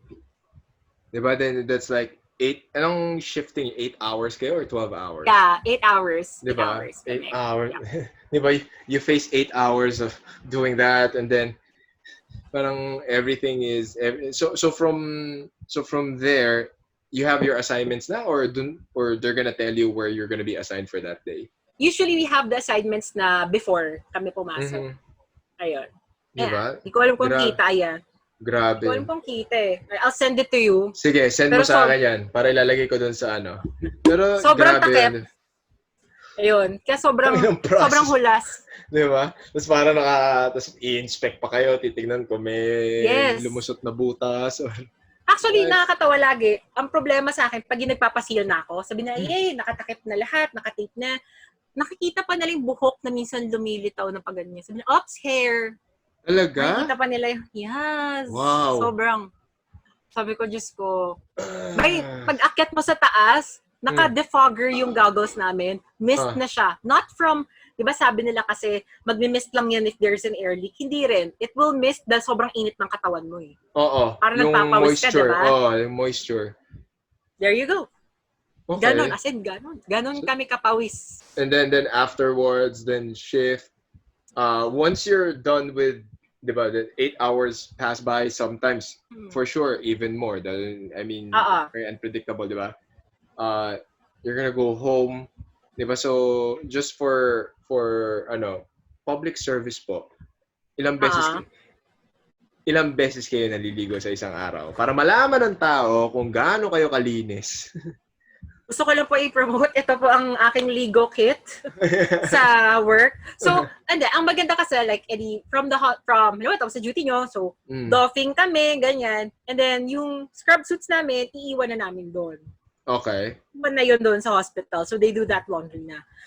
Tapos yun, minsan doon na kami, ako nakikiligo na lang ako sa ibang, may shower rooms naman, pero may ibang rooms na pwedeng pag-showeran. So doon na lang kami shower. Tapos, ayun. So, maliligo ka before work, and then maliligo ka after doffing, tapos pag uwi dito, maliligo pa ako. Ayun. Diba? So ayun. So people like, the reason I want to cover that, and I will definitely bombard my pages with this, is because I really hate what's happened. Like, prior to the show, na nag-uusap ko, sabi ko, tangina talaga. Ako, gugulpiin ko ng libre yung mga tao na lalaman kung, alam mo yun, frontliners go through these extremes every day or every time they go to their shifts, and then there's just assholes outside. Diba, na parang, Exactly. diba, affected ako. Aminado, affected ako. Yung pag nakikita ko sa balita, merong ginulpe, yung isa pinaliguan ng asido or ng alcohol. I think Clorox ata yun. Clorox din. Like, what the fuck are these people doing? Diba? It's really, really, really sad. Diba? And honestly. here's the thing. Some people get to the services, diba, that's been provided. Some people walk. Diba? Yep. And then there are people na hindi ko rin maintindihan to. I'm a very big supporter of law enforcement people. I just don't understand why yung iba ihahatid na nga yung nurse, ihahatid lang sa ospital or sinundo lang pero hindi raw pwede. I'm like, come on. There has to be exceptions to the rule. Even the Department of Health clearly stated na kahit na wala silang IATF na pero pag nakita nyo naman na maghahatid lang naman ng frontliner, padaanin nyo na, di ba? Totoo. Honestly, sabi ko, dami ko feelings. Di ba? Ako di ba? I'm part of a donation drive by Discover MNL. Like, these are amazing people. When yun din, like when the moment they needed volunteers, wala.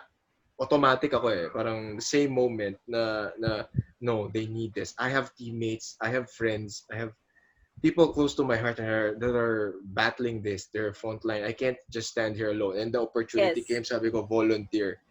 I would deliver PPEs to different hospitals. Mainly, ang target nila are public hospitals, just to provide them the support that they needed. So, and they took it a step further. Shout out to Discover MNL. They took it a step further. They would not just give PPEs. Yung iba may ibang protective gear. May sabon. Yeah. It's like and I mean, I'm doing my best to be as understanding as I possibly could, just to parang lang din. Like, you have to do your part for society. Pero there are places talaga na daan ako checkpoint, nakita nila, may dala kang PPE. Oh, thank you, sir. Ganyan. Pero mas marami yung parang, bakit kayo pupunta doon? Sabi ko, kasi sabi ko lang, magbabakasyon po. Kasi sabi ko lang, magpapadala po ako ng PPE. Sabi, parang, meron ba kayong written certificate na pupunta kayo? Sabi ko, sir, feeling ko naman po yung ER or yung ward, masyado na po silang maraming ginagawa pero guluhin ko pa. Diba, taga opposite side of Metro Manila po ako, nagpunta po ako dito sa Rizal Province. Hindi po diba? This is 30 kilometers away from my house. Do you actually think I will drive that far just to magsa-sightseeing ako dito? Exactly. Minsan walang common sense ang mga tao, pero I'm like, again, ang dami kong feelings. Ako minsan, you'll do your best to understand na lang talaga. I'm like, no, these people they're just doing their job. They probably had a bad day. Pero yung, sabi ko, I'm bringing stuff that's gonna save lives of your doctors and nurses. Ayaw mo ba yun? Exactly. Yeah, it's mga small hugot ko sa buhay yan Di ba? Di ba? Talaga.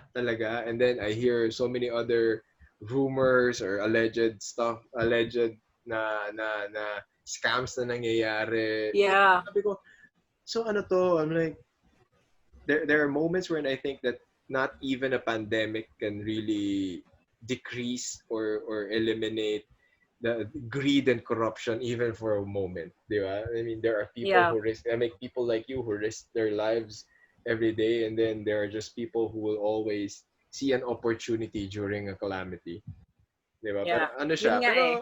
pero I mean, it's nakakatuwa rin when I see frontliners like taking light of the moment na ayan, Oh, yes. they're very Ang entertaining. nakakatawa. May I share? Nakakatawa Go. sa amin. Like, para naging parang ang joke na lagi sa, anong pasabog niyo sa 7th day niyo? Anong TikTok niyo? Parang, what the hell? So parang, I mean, I have nothing against people who do TikTok. Parang, okay, good for you. Alam mo, I just don't indulge in it. Parang ganon.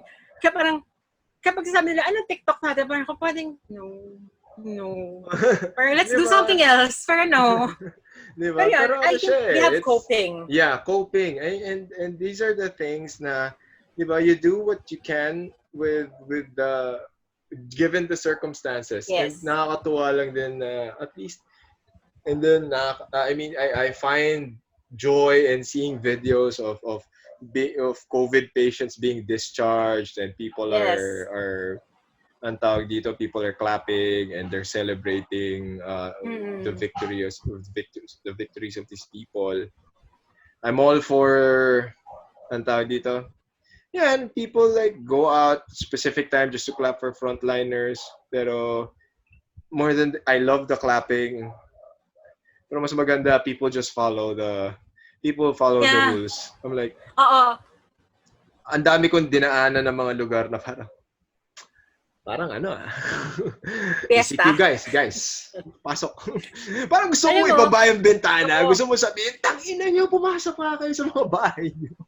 Alam mo, there's so many people messaging me na parang mas lalo nung start ng COVID and they know I'm a nurse. Tapos parang lahat sila, Yin, oh my God, how can I help? Ganyan. Parang ako lagi sasabi, please stay at home, yun lang. Please tell people to stay at home, wash their hands, that's it. That's what you can help us with, yun lang. Parang okay na kami doon, guys. Pero hindi pa rin nakikinig iba. Diba? Feeling ko naman feeling ko marami, my observation on this is like, marami naman nakikinig. Mas marami lang talagang pasaway. And more often than that, ito yun. Ito yung irony nun.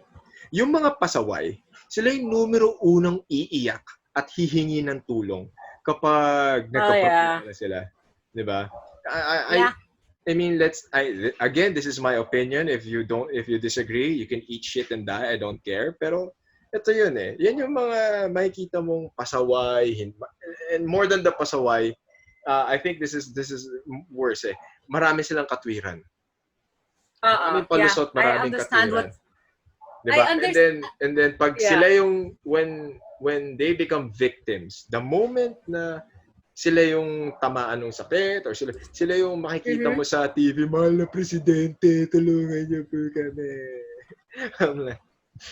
Ayan, sabi, alam mo, minsan talaga kami, napapailing na lang kami kasi yung iba, alam mo, community. Kasi ngayon, we're not even talking about travel na eh. It's like local transmission. Yep. So parang minsan, alam mo yun, parang sabihin mo na lang, ay, sana you stayed at home and dyan ka na eh. Anong gagawin natin? Oh, well, let's go. Diba? So let's hope you recover. Yun na lang talaga kami. Parang, ang hirap at times, pero at the same time, talagang you have to keep your eyes fixed talaga sa ano bang kailangan kong gawin, kailangan kong magligtas ng buhay, doon tayo. Everything else is irrelevant. Ako, speaking with my friends, I'm like, minsan nga, feeling ko, it's either a government restriction or a mass media restriction. Pero I would definitely be not against like hospitals releasing videos of yung mga chinutube na ini-intubate na mga tao. Ayaw nyo makinig. Ito yung itsura ng mga bumubulagta. Ito yung itsura ng mga mamamatay na. Diba? Ayaw nyo makinig. Ito. Similar to the campaign ng Yossi, di ba? Yung maglalagay ka ng picture ng mga may lung cancer. Yun. That's just a photo. Di ba? People can still have subject. Pero ito yung COVID ward. Pakita mo COVID ward. Tapos meron yung nangingisay-ngisay, yung mamamatay. Tapos makikita mo CPR ng mga doktor. Ayan, kung ayaw nyo pong magkaganyan, ayaw mong maging ganyan, di ba, sumunod po kayo sa mga patakaran. Another one, I think would also be a good, pakita niyo yung hospital bills ng mga nag-COVID positive. I think meron na eh. May nagsisimula na Dapat may ganun nakikita na kasi, social diba, media ayaw nyong makinig O sige, pag nag-positive kayo at sinubukang sagipin yung buhay nyo, ayan, nakakamatay po yung hospital bill. Totoo. Alam mo, minsan kasi kampante sila, ay, sagot naman na PhilHealth yan. Lord. And I mean, the government is, we can say so many things that the government is not doing, but they're also doing something. Diba? Yeah, they're also doing yun, something. Yeah, they are naman. Diba? Alam mo, yeah. A lot of people... Sobrang init kasi ng politics sa amin. Ang hirap magsalita. Pero sure. I get it, diba? The politics will always be there. It's just that you know that this is the current situation. You know that politics, lobbying, diba, selfish interest or selfish intent of people who will want their agendas to be pushed. Pero ito lang yun eh. You can always do your part eh. That's what I don't understand about society in general. You can do your part. Diba? It's that's why I'm happy with the people, with the circle of people that I am with. I mean, I see people reminding each other, oh guys, just wear mask whenever you have to go out. Diba? It's kasi ako I'm one of those, I even said this on one of it's one of those online discussions. It's sa parang watch party siya na Boys Night Out. Everyone's already saying this is the new normal. This is the new normal. I'm like, I voiced out my opinion. Sabi ko, I don't know about you guys, but for me, kasi I refuse to accept this as the new normal. This is human adaptation given the circumstances. Diba? This is we're adapting, we're adjusting, but this too will pass. Diba? I refuse to live in a world driven by fear of something like this. Yeah. Diba? It's not. Diba? That's not living. Diba? Our bodies will adjust. Our bodies will build immunity to this. It may not be us, but definitely the generation after us will be stronger versions of us. We will go back to going to events. We will go back to eating at restaurants. Yeah. Diba? Yun din lang lagi ko sinasabi eh. We will go back naman. It's just a matter of how we cooperate, how we work together now, so we can go back to what we used to as soon as possible. Yes. Diba? I'm like, kasi ito yun eh. Sabi ko, alam nyo guys, alam nyo mas nakakatakot sa COVID? Sabi ko, gutom. Sabi ko, do you actually think when money runs out, when there's private sector exhaustion, when people have already exhausted their savings and they don't have money anymore, do you actually think na they'll give a shit about getting the coronavirus? Sabi ko, hindi. Sabi ko, pag ang gutom na tao, nakakatakot yan. Sabi ko, hindi mo mapipigilan yan. And yan? Hierarchy of needs, diba? Based on needs talaga ang food. Ang food versus safety diba? Yes. It's always there sa base. So, ayun. So, talagang, the sooner we get over this, the sooner we could get back to our lives, and you can do all your adjustments and until everything normalizes. Pero I'm like, people come on. Diba? Yeah, sana makinig sila, sana makisama kayo. Oh my God. Diba? There's only so much we can do. Ayan. That is true. Exactly. Diba? I mean, I hope whoever's gonna watch this will be like, yes, these are the facts. This is what's happening. And I mean, what more could we? I mean, feeling ko rin naman there are a lot and there are enough campaigns going on about safety and doing your part and doing what you can, diba? So, Yin, let's wrap this up. Where can people find you? Promote your pages, please. It's on. You can search for me sa Facebook, facebook.com/Yin Quintin. So I post photography That's my photography page. That's my Mhm. baby. That is literally my labor of love. So you can find me on facebook.com/yinquintin and honestly, I don't have the discipline to have an IG page. Although other accounts ko, if you want to get to know me, and actually since I'm advocating mental health then, and ayun, ngayon since wala gaano MMA fights, I'm using my page sa Yin Quintin to share knowledge, to share awareness, and ayun. That is true. You should. Kasi parang alam mo yun, it's what's on everyone's mind. So, ayun, if you can search for me, it's Yin Quintin, or yung ibang handle ko, it's Yin Satiable. So, it's YINSATIABLE. Okay. Now, if they, when it comes to your mental health advocacy or any hotline or any sources of information that they can get it from? I'm not sure. That's a good idea, Franco. I will post one later sa page ko. Yeah. I will post a hotline. I will link it sa description box of this episode. Yes. Ayun. Pero basically, there's a lot of mental health groups. May hotlines. I think even UPD has. Yeah. So, I will search for that as well. Yeah. Pero ang akin kasi, if you, like halimbawa, if you don't know the number, all it takes, people, is please reach out. Ayun. Just reach out to anybody, to a friend, to your parent. Seek help. Yun lang yung sasabi ko. Reach out, talk. And kung ikaw yung receiving end, just listen. Sometimes kasi yung iba ayaw makinig kasi ang term nila is, hindi ko alam paano sumagot. Hindi ko alam paano mag-react. I want you guys to know that the mere fact of listening in itself, and this is what we're teaching sa nursing, and I think even sa medicine, listening itself is a therapeutic, is already a therapy. So the mere act of listening is already alam mo yun. So ayun. Kasi I read somewhere, I saw a very good meme about this. Sabi nila, I'd rather listen to your problems than attend your funeral. So yes, like, exactly. Wow. Sabi ko, that's fucking, ang galing nun. Ang galing nun, sabi ko. Okay. Ay, gusto ko lang share, Franco pala. Go. Parang before, alam mo yung mga, kalimutan ko lang, itain natin yung MMA at mental health. There are fighters before, di ba usually, when they get to know me, they'll message me after the fight. Yeah. Ako kasi, magbe-message yan, pag nanalo yan eh. Alam ko na yan eh. It's the template. Uy, pengi picture. May picture ba akong nakaganito? Ay, Diyos ko. Okay lang. Like, it's okay. Natatawa lang ako sa ganun. Kasi alam ko na yan eh.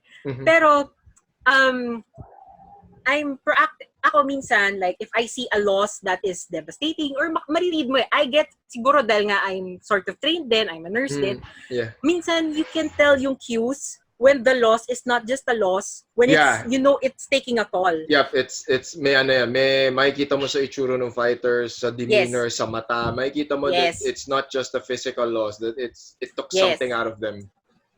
Alam mo yung tipong may fighters na they'll take a loss na parang, okay lang, next fight. Pero there are fighters na you can see in their eye na parang, what the hell? No. Or parang, they're so lost. And honestly, I do this as in without hindi dahil I'm promoting myself or anything. If I see that, and especially if I know the fighter, I reach out agad after the fight. It's what I do. Ewan ko kung may nakwento sa'yo, pero it's what I do. I will automatically message the fighter, parang, uy, good fight. And then they'll say, naku, mami, or ate, talo nga ako nakaka-bad trip ganyan. And I'm like, ano bang nararamdaman mo? And I just let them vent sa akin. As in, minsan hindi ko na nagigets yung mga technicalities. Dapat ate, ginanito ko.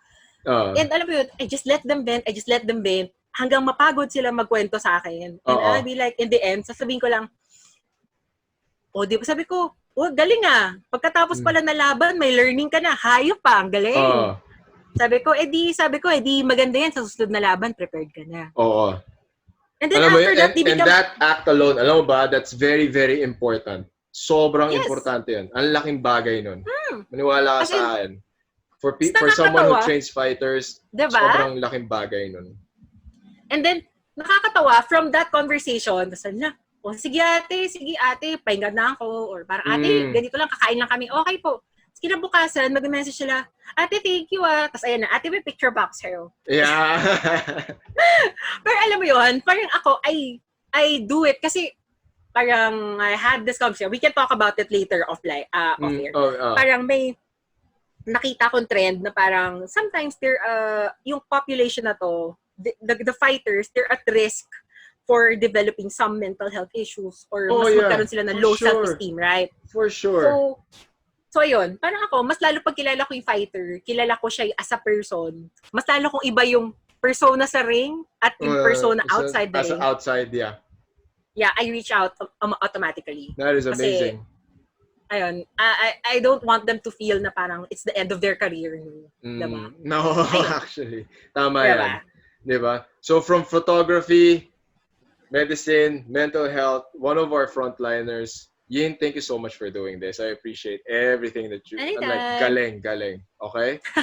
Thank you so much. At least at least we're able to do this before you go back to duty, di ba? Yes. Okay, on Monday. On Monday. And with that, that's what Coach Franco says. Bye-bye. Coach Franco Says would like to thank our partners for making this episode possible. For the best quality gear for your jiu-jitsu training, get your stuff from Nuts and Crosses. Order your items on their Facebook and Instagram pages. Awon Coffee, for delicious locally sourced beans for your daily brew. Get yours now on their Facebook and Instagram pages, spelled AWON Coffee. Gatorade, because nothing beats Gatorade. For the best DefTac Jiu-Jitsu training out there, check out the following chapters: DefTac Rockwell, DefTac Makati, and DefTac Better Living. Book your classes on their Facebook and Instagram pages. Read news about local martial arts scene here in the Philippines, visit Local MMA on Facebook, and listen to one of my favorite podcasts, Destroy MNL. The insights and lessons people share in my channel are inspirational, motivational, and life-changing. They have to be shared to help others achieve their dreams. Providing value to my community is my advocacy. My life is about making others get better. Please help me make more podcast episodes, video tutorials, and educational content that will benefit everybody. Support this channel by clicking the link in the description box. Thank you for your support, and I will keep making content that matters. That's it, everyone. See you in the next episode.